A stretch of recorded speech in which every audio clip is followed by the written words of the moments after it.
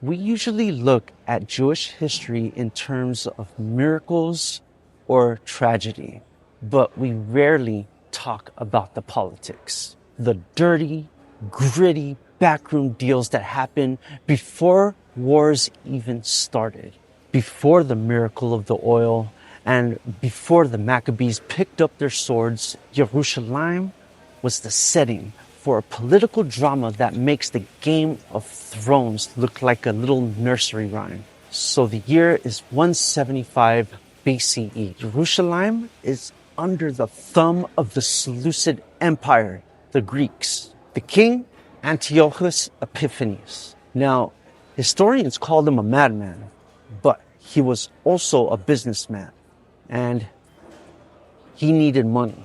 In Jerusalem, the high priest is a man named Onias III. Onias is the real deal. He is pious, he's traditional, and he protects the temple with his life. He represents the old guard, the safety of tradition. But Onias has a brother. His name, Joshua. Now, Joshua is the classical, self-hating archetype.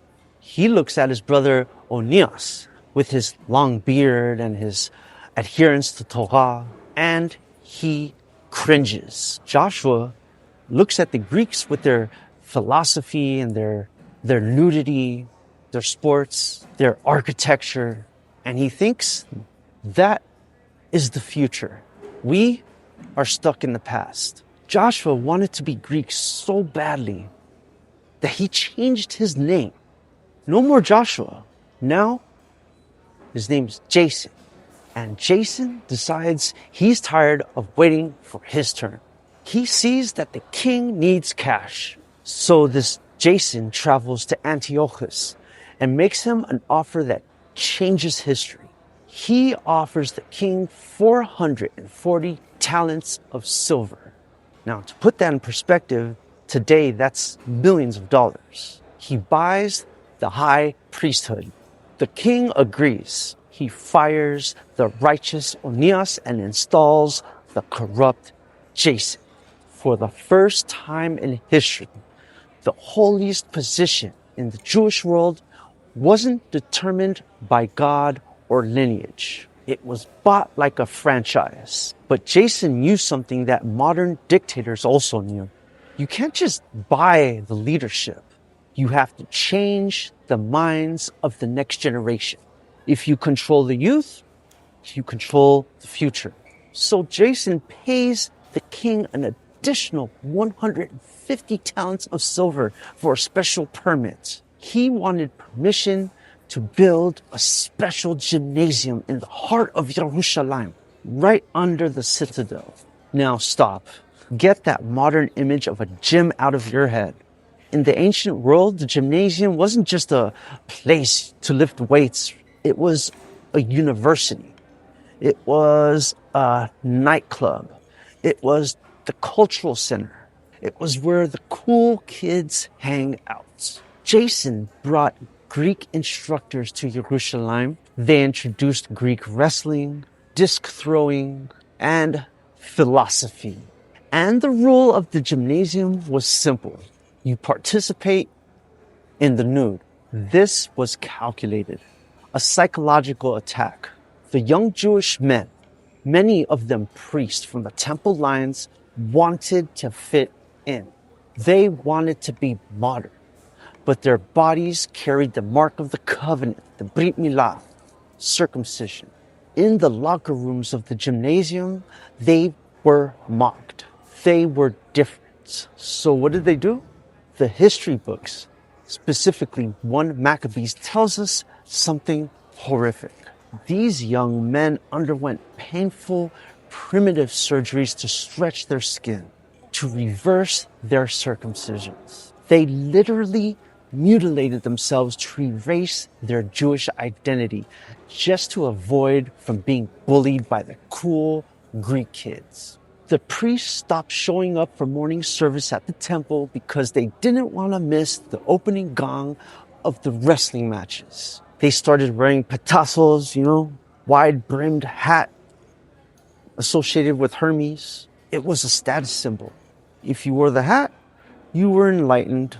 And if you didn't, you were a primitive Jew. This Jason successfully created a culture where the youth were embarrassed by their own parents. Jason thought he had won. He was the high priest. He was modernizing Jerusalem, and he was the king's favorite. He ruled for 3 years. But in the world of corruption, there's always bigger fish. Jason sends a diplomat to the king to deliver the annual tribute money. The man he sends, his name is Menelaus. Menelaus is a shark. He arrives at the palace, looks at the king, and thinks, I can beat Jason at his own game. Menelaus stands before the king and offers him 300 more talents than Jason was paying. The king doesn't care about loyalty. He cares about silver. He accepts the higher bid. In a twist of poetic justice, Jason, the man who bought the priesthood, is kicked out by the man who outbid him. Jason flees into exile across the Jordan River, but Menelaus has a problem. He promised the king money he didn't have. He's broke. So what does he do? He goes into the holy temple and he starts stealing the furniture. He steals the golden vessels and he sells them to merchants to pay off his debts to the king. The people of Jerusalem begin to riot. They can handle a Greek king taxing them, but a high priest looting his own temple was too much. And here's the darkest part of the story. Remember Onias, the good brother, the rightful high priest? He's still alive, living in sanctuary. He hears about the theft of the vessels and publicly accuses Menelaus. He blows the whistle. Now, Menelaus knows he's in trouble. He bribes a hitman and has the rightful high priest Onias murdered. Now the streets are running with blood. The temple is being looted by its own leader. The youth, they're all surgically altering themselves to look Greek. The collapse is total. And this is the chaos that eventually leads to the Maccabees to say, enough is enough. It's a crazy story, right? It has everything. Bribery, plastic surgery, theft, even assassination. But why am I telling you this? Because I want you to look at the method. The Greeks didn't destroy the Jews of that generation with armies. Not at first. They destroyed them with an educational institution, the Gymnasium. They created a system where intellectualism was weaponized against tradition. They made the Jewish children feel that to be smart, to be accepted, and to be successful, they had to adopt the values of the state and reject the values of their home.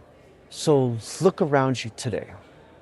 We are seeing the return of the Gymnasium. We see billions of dollars from foreign nations like Qatar pouring into our university systems. What are they buying? They aren't buying just buildings. They are buying the curriculum. They are buying the culture. They are introducing sophisticated words and social justice concepts that are designed to do exactly what Jason did, to make young Jewish students feel ashamed of who they are. They are being taught that their history is evil, that their connection to their land is oppression. And just like in 175 BCE, we see Jewish youth desperate to fit in. We see them joining the groups that hate them, wearing the modern version of the Greek hat, chanting slogans they don't even understand, hoping that if they just assimilate enough, the world will love them. The bottom line, this Jason died in exile. He died alone, unburied, and hated by everyone. Assimilation didn't save him. So the lesson of the Gymnasium is this. When the world tries to educate you out of your identity, realize that it's not progress. It's propaganda. Don't be a Jason. Don't be a Menelaus. Learn your history. Be the person who sees the trick of words for what it is.